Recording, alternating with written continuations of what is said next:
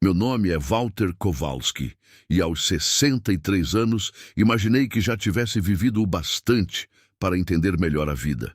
Enterrei minha esposa, criei meus filhos, construí algo a partir do nada com as próprias mãos e ainda assim acabei sendo enganado por uma mulher que sorria para mim enquanto tomávamos café em uma loja de materiais de construção em Sudbury, Ontário, numa manhã de terça-feira de outubro.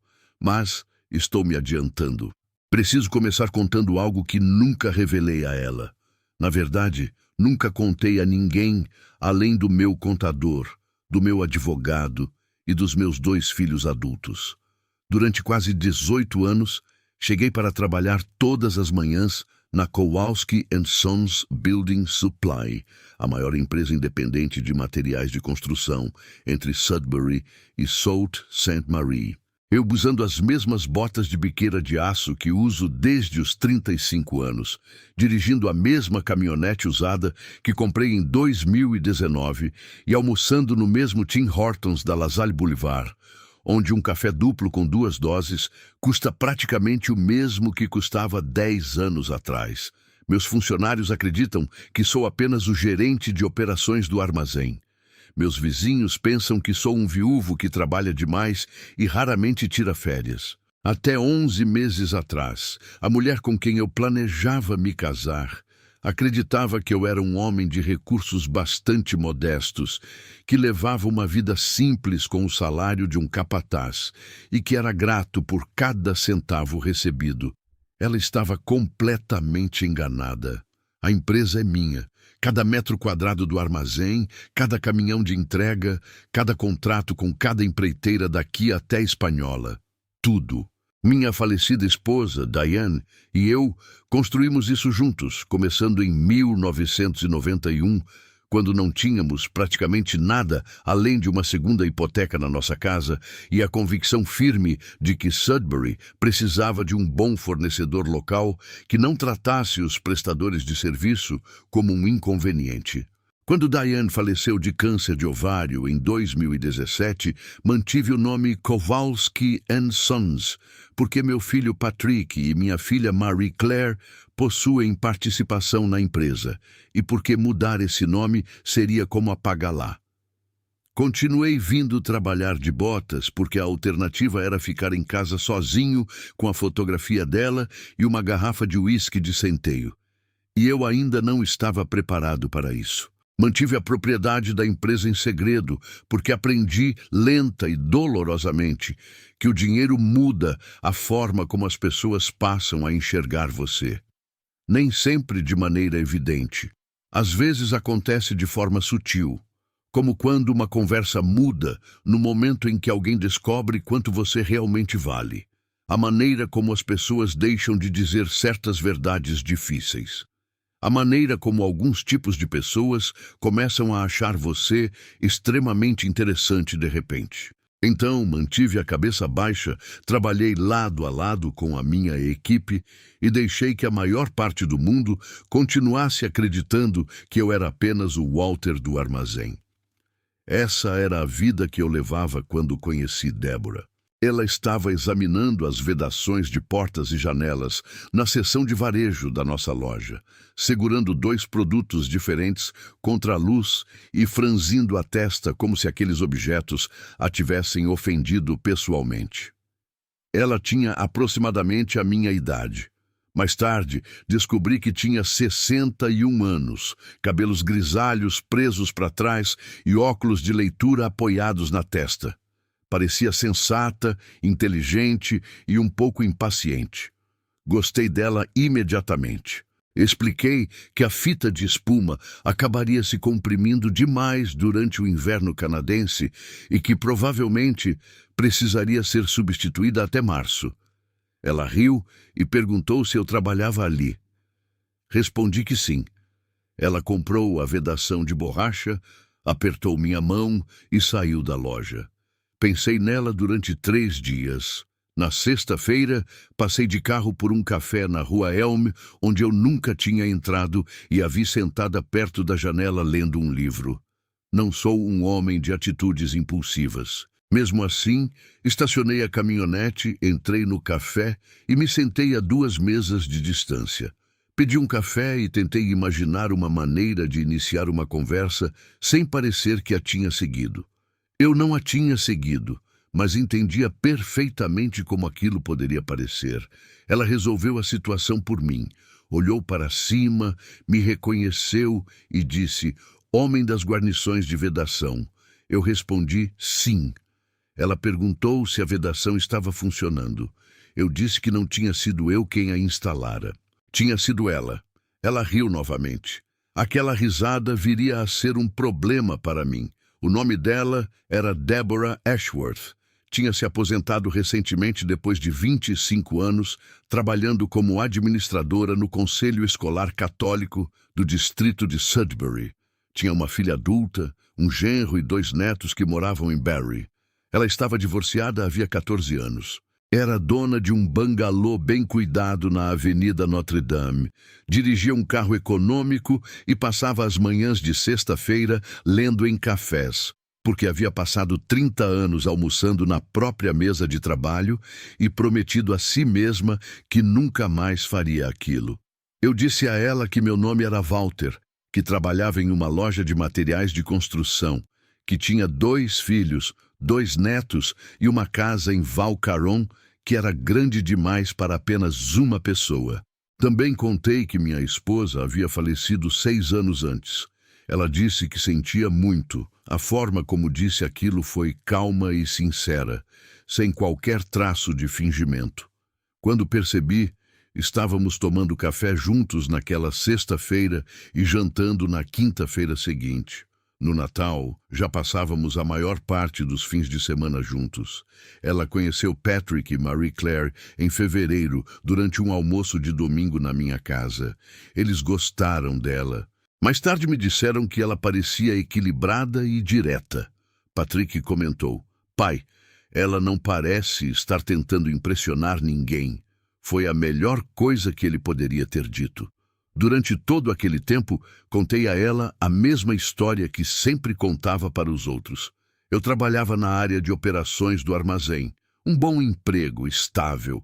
Estava ali havia muito tempo. Eu era dono da minha casa. Tinha algumas economias. Nada extravagante. Ela concordou com a cabeça e não insistiu no assunto. Não demonstrava interesse pelas minhas finanças. Falava mais sobre a própria aposentadoria, sobre as próprias economias e sobre os planos de viajar assim que se recuperasse de uma pequena cirurgia no quadril que havia feito no outono.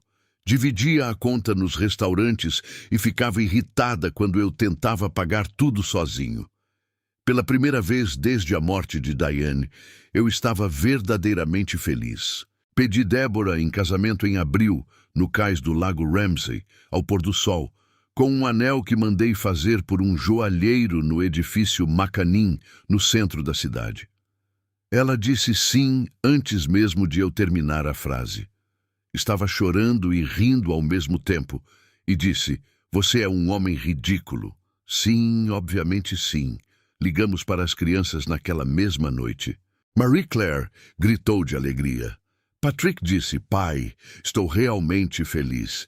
Dormi melhor naquela noite do que em anos." Então, sua filha veio nos visitar. O nome dela era Courtney. Ela tinha 34 anos, parecia bastante simpática à primeira vista, e chegou de Barrie com o marido, Kevin, no primeiro fim de semana de maio, trazendo uma garrafa de vinho e diversas perguntas disfarçadas de conversa casual. Percebi que as perguntas sempre retornavam ao meu orçamento. Não de maneira direta, nem de forma invasiva, mas estavam lá. Que tipo de empresa eu possuía? Era uma grande corporação? Eu tinha previdência privada? A casa estava quitada? O inventário da Diane já havia sido resolvido há anos? Havia alguma pendência relacionada a isso? Respondi de maneira simples e sem detalhes. Emprego modesto, economias modestas, a casa é minha, tudo resolvido há anos. Courtney sorriu e mudou de assunto. Depois que saíram, Deborah comentou: "Desculpe por isso. Courtney se preocupa. Ela só quer garantir que estou bem. Eu disse que era compreensível, mas fiquei atento. A mudança em Deborah foi lenta e sutil, e preciso ser cuidadoso aqui porque não quero narrar uma história para a qual não possuo provas concretas. O que posso relatar é o que observei. Após a visita de Courtney, Deborah começou a falar sobre o futuro de um modo diferente. Não de forma carinhosa, planejando a nossa vida juntos, mas de maneira prática. Ela perguntou sobre a casa em Valcaron. Qual era exatamente o tamanho? Eu tinha planos para ela? Já havia refletido sobre o que faria sentido para nós, considerando nossa idade em termos de propriedade? Ela questionou se eu havia atualizado meu testamento recentemente. Mencionou mais de uma vez que Courtney havia sugerido que cada um de nós consultasse um assessor financeiro para garantir que tudo estivesse organizado antes do casamento. Ouvi tudo e quase não falei nada. Então, no terceiro sábado de maio, 6 semanas após nosso noivado, cheguei à casa dela às 10 horas da manhã para um dia que deveria ser de jardinagem e almoço. E encontrei Courtney e Kevin já presentes, sentados à mesa da cozinha com um homem que eu não reconheci. Havia papéis espalhados sobre a mesa. O homem segurava uma pasta. Deborah olhou para mim quando entrei. Algo passou pelo seu rosto. Não era exatamente culpa. Era mais um olhar calculista. Walter, disse ela, sente-se. Há algo que queremos discutir com você. Sentei-me. O homem da pasta apresentou-se como consultor financeiro. Cumprimentou-me com um aperto de mão cordial e entregou-me um cartão, que examinei rapidamente antes de se sentar. Courtney inclinou-se para a frente e começou a falar com uma voz calorosa e ponderada, que imediatamente percebi ser ensaiada. Em resumo, a conversa foi a seguinte.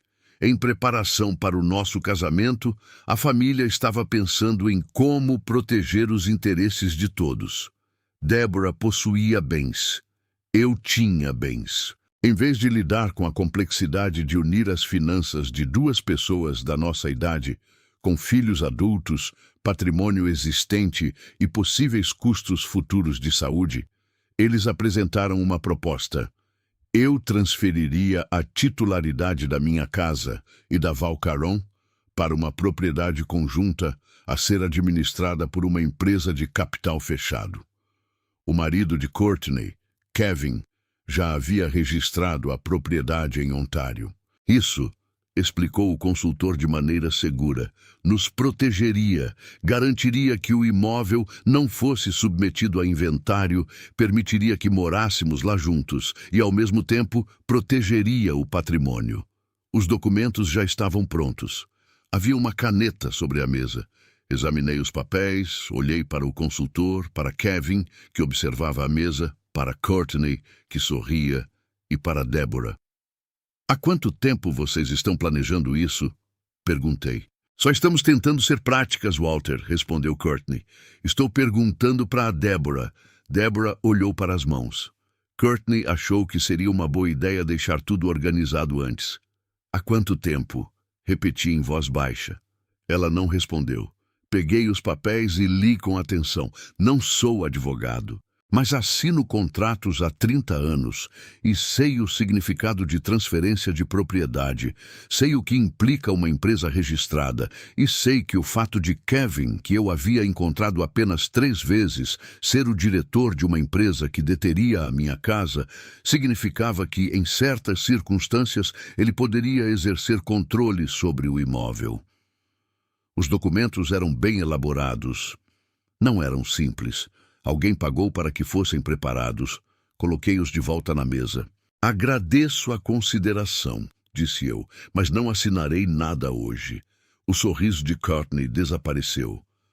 Walter, entendo que pareça repentino, mas isso é realmente do interesse de todos. Então não há pressa, respondi. Se for realmente do interesse de todos, ainda será uma boa ideia no próximo mês. No mês seguinte, o consultor começou a falar. Olhei para ele calmamente e ele parou. Levantei-me e disse, Deborah, vou te dar um tempo com sua família. Ligue quando quiser conversar. Peguei minha jaqueta e saí. Fiquei sentado na caminhonete por cerca de 4 minutos na entrada da garagem dela. Depois liguei para meu advogado. Minha advogada se chama Sandra Fertado e cuida dos assuntos jurídicos da minha empresa há 11 anos. Atendeu no segundo toque. Descrevi o que havia acontecido. Ela ficou em silêncio por um instante e depois disse: Walter, me traga uma cópia desses documentos. Eu expliquei que não os havia levado. Ela disse: então me descreva tudo exatamente. Eu fiz isso com a maior precisão possível, disse eu. Ela ouviu e perguntou: o número de registro da empresa. Você anotou o número ou o nome? Eu não havia registrado, mas me lembrei do sobrenome de Kevin. Ela disse que verificaria. Então comentou Walter: sabe o que vou te perguntar? Eu disse sim. Ela perguntou: ela sabe? Eu respondi não. Ela ficou em silêncio novamente. Então você precisa decidir o que quer fazer aqui, porque isso pode ser muita coisa. Pode ser apenas uma filha superprotetora que não entende que o que ela elaborou é, na verdade, um plano de transferência. Ou pode ser algo mais. Uma pausa. O quanto você realmente conhece essa mulher? Essa pergunta me acompanhou pelos 4 dias seguintes. Quero ser honesto sobre aqueles 4 dias, porque considero importante. Eu não queria acreditar que Deborah estivesse ciente do que estava fazendo. Passei 14 meses com ela. Via recusar minha ajuda ao pagar pelas coisas. Via se irritar quando eu sugeria algo muito caro. Via trazer compras para minha casa, porque dizia que era injusto eu sempre cozinhar. Eu a observei sofrer silenciosamente pela vida que desejava e que não teve. Acreditava que ela me amava. Também acreditava que Courtney era algo que Deborah não conseguia recusar por completo. Sandra me ligou de volta na quarta-feira. A empresa de fachada havia sido registrada em fevereiro, 2 meses antes do meu pedido de casamento. Gavin era o diretor. Courtney era a acionista registrada da empresa. O objetivo declarado da companhia era a gestão de imóveis. Fevereiro. Refleti sobre isso por bastante tempo. Naquela noite, dirigi até a casa de Deborah.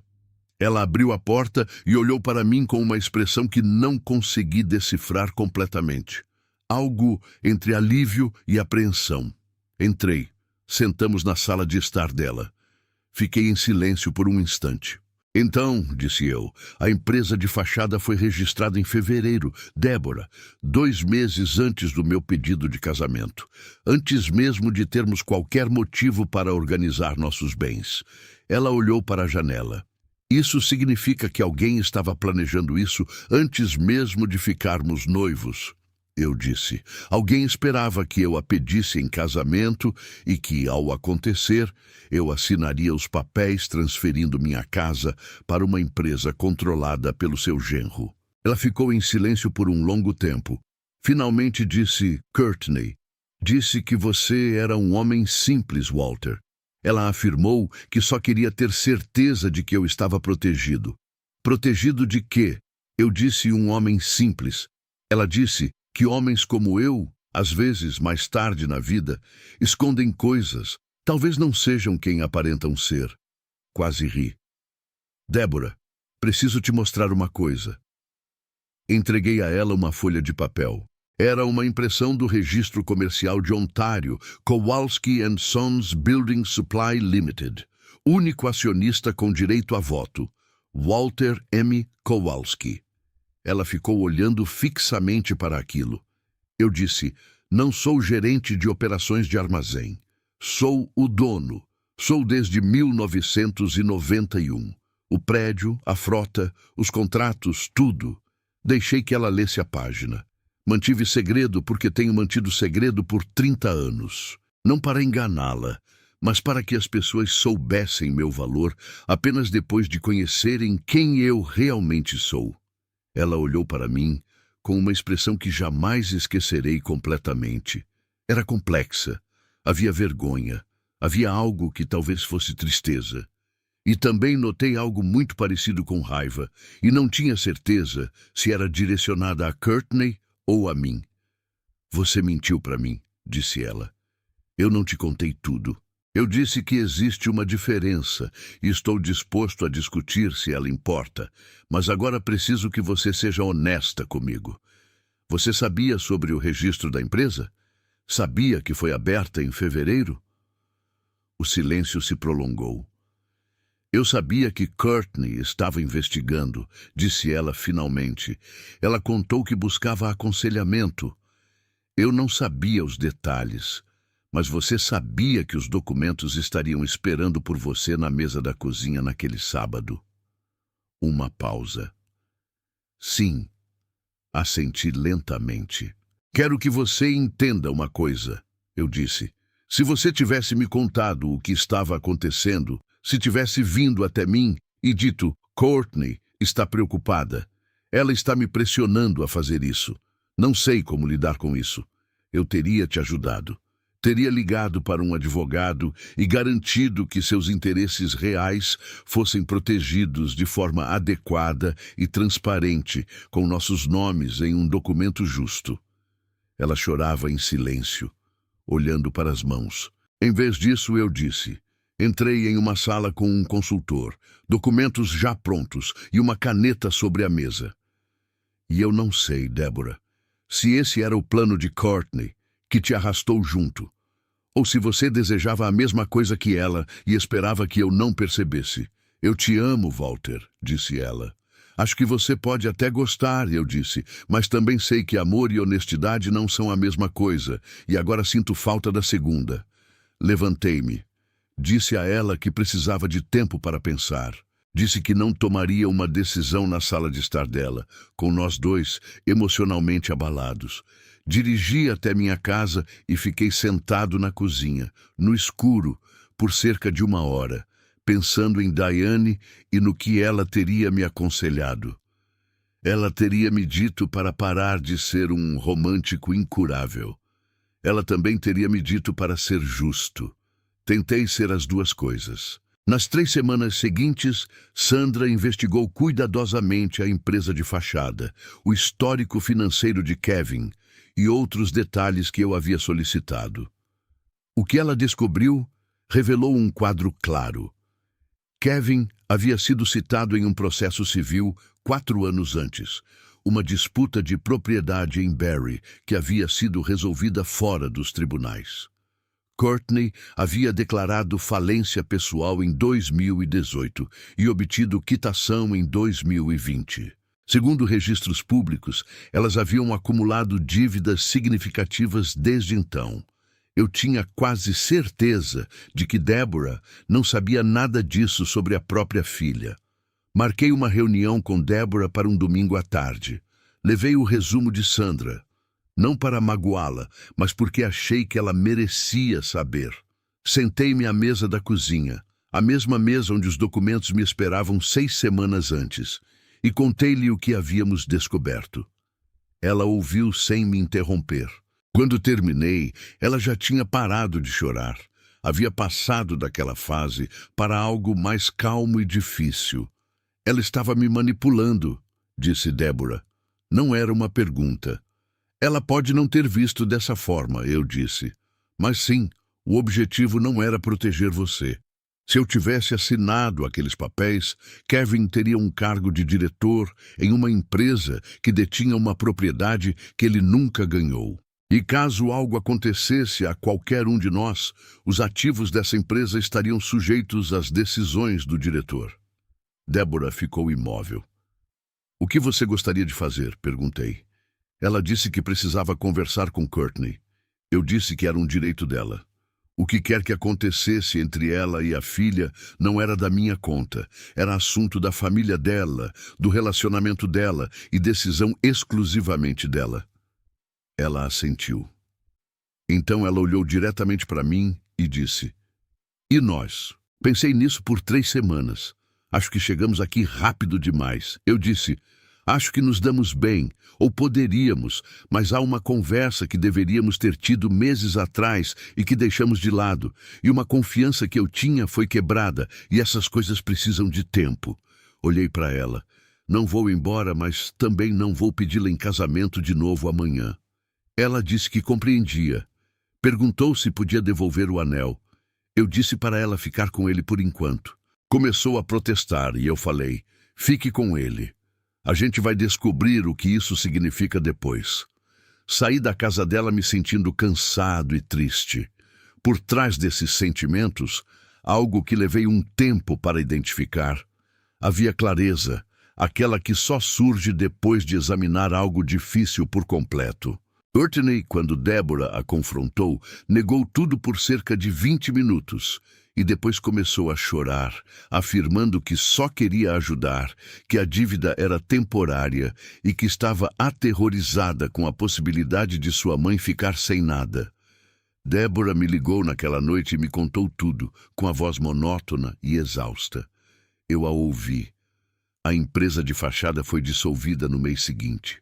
Kevin, para seu crédito, aceitou sem questionar, assim que Deborah deixou claro que compreendia o que havia sido tentado. Quanto a mim e Deborah, permanecemos 4 meses separados na maior parte do tempo. Tomamos café 2 vezes nesse período, de forma cordial e cautelosa.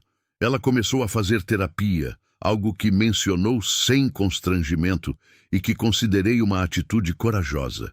Ela teve algumas conversas difíceis com Courtney. Aos poucos, fui entendendo que ela estava descobrindo como era a vida da filha na realidade.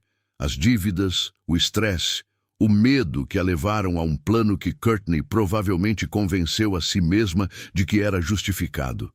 Eu também refleti sobre tudo isso. Conversei com Patrick e Marie Claire. Marie Claire, que nunca permitiu que eu tivesse pena de mim mesmo, sentou-se à minha frente na cozinha em Val Caron e disse: Pai, você acha que ela sabia de todo o plano ou acredita que foi apenas envolvida nele?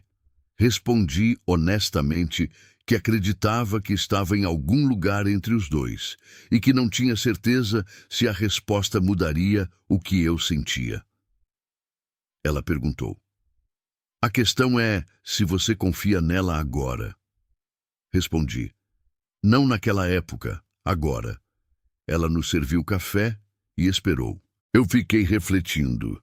A questão da confiança é que ela não é binária. Não é algo presente ou ausente. Ela se constrói com o tempo, por meio de escolhas repetidas. O que Deborah fez, ou permitiu que acontecesse, foi deixar que o pânico da filha se sobrepusesse ao seu próprio julgamento, pelo menos por um período. Isso foi uma falha. Cheguei a acreditar que também era uma questão humana. A pergunta que Marie Claire realmente fazia era se eu acreditava que Deborah seria capaz de fazer escolhas diferentes dali em diante. Se a versão dela, que permaneceu sentada em silêncio naquela sala com os papéis sobre a mesa, representava a totalidade de quem ela era ou apenas um capítulo. Em outubro, quase 6 meses depois daquele sábado de maio, Deborah ligou e perguntou se podia vir até aqui. Chegou numa quinta-feira à noite com um pote de frango com manteiga de um lugar na rua Paris que eu havia mencionado meses antes como meu favorito. Ela se lembrou. Disse isso no balcão, virou-se para mim e falou sem rodeios. Eu deveria ter te contado o que Courtney estava planejando. Tinha medo de como você me veria. Medo de que pensasse que eu tinha incentivado. Então não falei nada e deixei acontecer. E isso foi errado. Desculpe. Sem encenação, sem longas explicações, apenas o fato em si. Eu servi o frango com manteiga.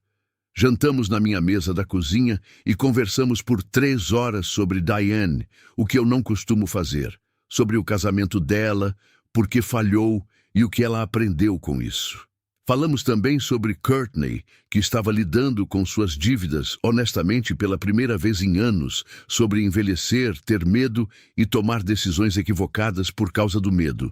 No final da noite, ela estava no meu hall de entrada e disse: Não estou pedindo nada, Walter. Eu só precisava que você soubesse que compreendo o que fiz. Segurei a porta aberta e falei: Quinta-feira que vem, no mesmo horário. Ela me olhou por um instante, como se verificasse se eu estava falando sério. E eu estava. Estamos indo com calma. Não há papéis sobre nenhuma mesa. Sandra elaborou um contrato de convivência simples e direto. Quando chegarmos lá, se chegarmos, ele nos protegerá de forma clara e transparente, com nossos 2 nomes e revisado por nossos advogados. Débora agora sabe o que eu possuo e o que isso significa. Ela permaneceu em silêncio por um longo tempo depois que expliquei tudo detalhadamente.